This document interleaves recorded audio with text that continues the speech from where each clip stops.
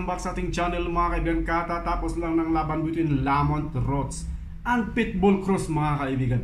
First time sa boxing career ni Lamont Rhodes na knockout siya mga kapatid. Well, umabot hanggang 12 rounds ang kanilang laban and sa di inaasahang pagkakataon mga kaibigan, it's a majority draw mga kapatid. Although na knockout sa third round itong si Lamont Rhodes, it's nakasurvive pa rin ito mga kaibigan at umabot pa ng 12 rounds. Although lumalaban itong si Lamont Rhodes, pero talagang kitang-kita naman nadihado po siya sa patama mga kaibigan. Well, panoorin din ang highlights ng kanilang laban. That last round. So there you are mga kapatid. Ikaw, anong reaksyon mo mga kaibigan? Dahil marami ang nadismaya.